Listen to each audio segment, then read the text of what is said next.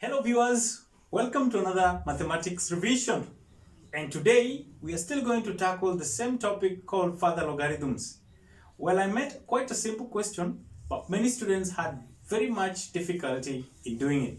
Well, here's the question. Log of x to base 3 in bracket raised to power 2 minus a half log of x to base 3.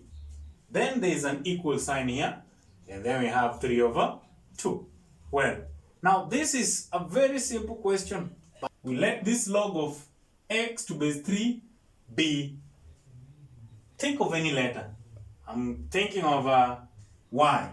So let me let log of x to base 3 be y.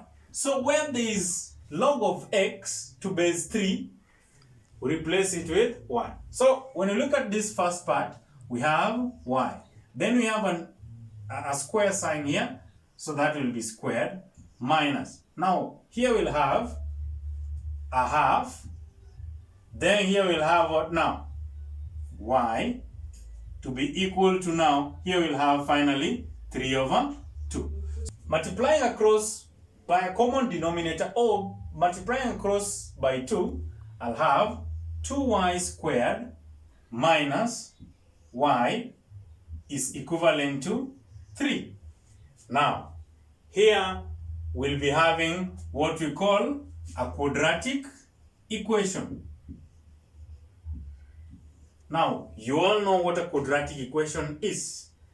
If you don't know what a quadratic equation is, simply revisit Form 2 work or also Form 3 work Chapter 1 of Mathematics Book 3. Now, there are very many methods we can use to solve this quadratic equation.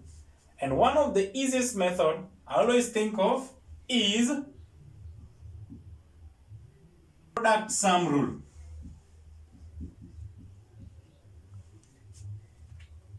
So let me solve this quadratic equation using the product and sum rule. Let me rearrange this quadratic equation in the simplest way possible, and that is in the form of ax squared plus bx minus c, or ax squared plus bx or minus plus or minus c is equal to 0. So let me rearrange it in this form, and therefore I'll have 2y squared minus y minus 3 is equivalent to 0. And finally, I'll have what now? Think of two numbers. When you add those two numbers, a plus b, it's supposed to give a negative of 1, which is the coefficient of y. The coefficient of y is therefore denoted as b. And the same numbers, when you multiply them, you're supposed to get now 2 times negative 3, which is negative 6. Generally, these two numbers are negative 3 and positive 2. These are the two numbers that can be replaced here. Now, these two numbers are what you plug in at this position where we have a y. Now we'll have 2y squared minus, now we'll have 3y positive 2y. Now we'll still remain with a minus 3 to be equivalent to 0. At this point, we can do what we call pairing. You pair them up such that they are in pairs. That is how I usually do teach it. I make sure I tell the students, pair them. Now, after pairing them up, you simply do what you call factorization by taking out the most common number or the most common algebra outside, and the others you put them in a bracket. This is what I mean. I'll have y in a bracket, 2y minus 3. Then we have an addition sign here, so that is plus. What is common between these two will be positive 1, such that when you multiply positive 1 by 2y minus 3, you'll still get the same answer. Now from here, we're supposed to make sure we collect these terms. It's just right for me to say y plus 1 is equivalent to 2y minus 3, which is equal to 0. And therefore, y plus 1 is equal to 0. At the same time, 2y minus 3 is equal to 0. Therefore, y is equivalent to negative 1, or 2y is equivalent to positive 3, which means y is equivalent to 3 over 2. Now we have already solved for the values of y. But remember, what was our y?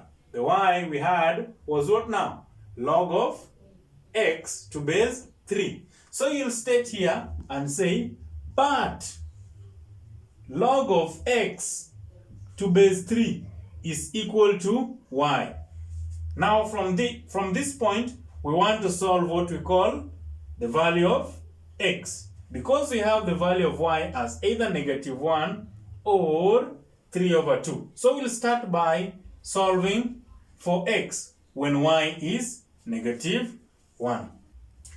Now, solving this question is quite easy. Remember, when I said log of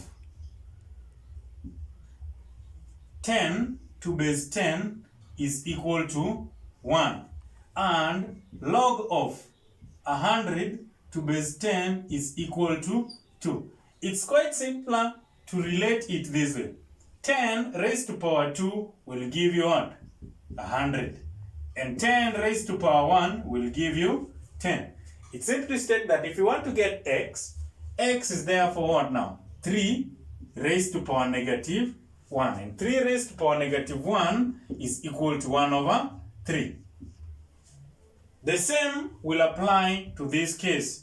Now, the same will be 3 raised to power 3 over 2. And 3 over 2 is the same as 1.5, which will be x. Therefore, at this point, x will therefore be 5.1. That's it for today. I hope to see you again next time. Don't forget to subscribe. Bye.